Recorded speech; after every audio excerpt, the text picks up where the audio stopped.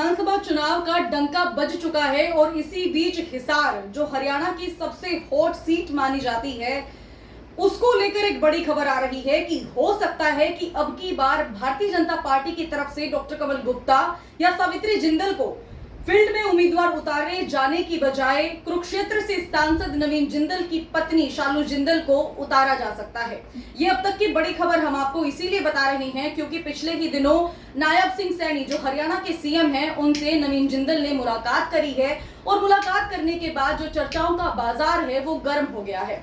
हालांकि दोनों परिवारों की हम बात करें, गुप्ता परिवार की और दूसरी तरफ बात करें जिंदल परिवार की, तो दोनों ही परिवार चुनाव लड़ने के लिए सभ्य है। क्योंकि अब आपको पता है कि जब 2014 में लोकसभा इलेक्शन के बाद जब विधानसभा इलेक्शन हुए थे, तब डॉक्टर कमल गुप्ता को भारतीय जनता पार्टी की तरफ से उम्मीदवार बनवाया गया था और दूसरी तरफ कांग्रेस पार्टी की तरफ से सावित्री जिंदल ने इलेक्शन लड़ा था और डॉक्टर कमल गुप्ता का नाम उस वक्त चर्चाओं का विषय बना जब सावित्री जिंदल, जो कि भारत की सबसे अमीर महिलाओं में जिनकी गिनती होती है, उनको हराकर वो एमएलए की सीट पर जाकर बैठे थे।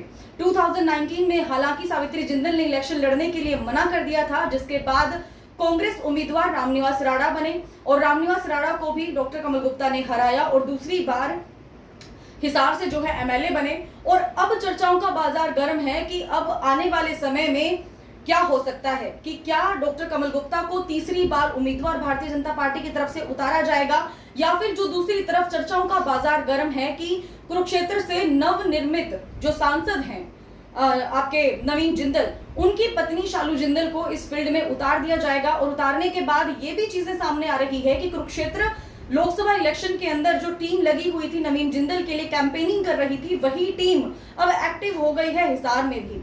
लेकिन वही बात है कि जो चीजें दिख रही हैं उसी आधार पर ये खबरें बनाई जा रही है। दैनिक भास्कर में भी आज खबर चलाई गई है, उसी आधार पर ये खबर जो है आपके सामने लाई गई है। बाकी हिसार की इस खबर को सुनने के बाद आपका क्या मानना है और अपनी राय जरूर दीजिएगा कि क्या हिसार से तीसरी बार भारतीय जनता पार्टी की तरफ से डॉक्टर कमल गुप्ता को टिकट दी जानी चाहिए या फिर सावित्री जिंदल की बजाय शालू जिंदल को ही टिकट दे देनी चाहिए। हालांकि जिंदल परिवार की तरफ से अभी तक किसी प्रकार की कमिटमेंट या कमेंट इस चीज पर नहीं किया गया है कि क्या शालू जिंदल या फिर सावित्री जिंदल इस जिंदल परिवार की तरफ से टिकट लेकर आएंगे, चुनाव लड़ेंगे। हालांकि इस चीज के बारे में कोई क्लैरिफिकेशन नहीं है, उनकी तरफ से नहीं दिया गया है। लेकिन जिस प्रकार से नायब सिंह सैनी के साथ नवीन जिंदल ने मुलाकात की, उसके बाद ये चर्चाओं का बाजार गर्म हो गया। बाकी आपको क्या लगता है कि शालू जिंदल को भारतीय जनता पार्टी की तरफ से चुनाव लड़ना चाहिए, नहीं लड़ना चाहिए? और अगर भारतीय जनता पार्टी की तरफ से डॉक्टर कमल गुप्ता को तीसरी बार टिकट दी जाती है तो उसका रिजल्ट क्या होगा? ये नीचे दिए गए कमेंट बॉक्स में अपनी प्रतिक्रिया जरूर दीजिएगा। बने रहे हमारे पेज के साथ। मैं सौम्या माथुर आप सभी दर्शकों से लेती हूँ इजाजत। नमस्कार।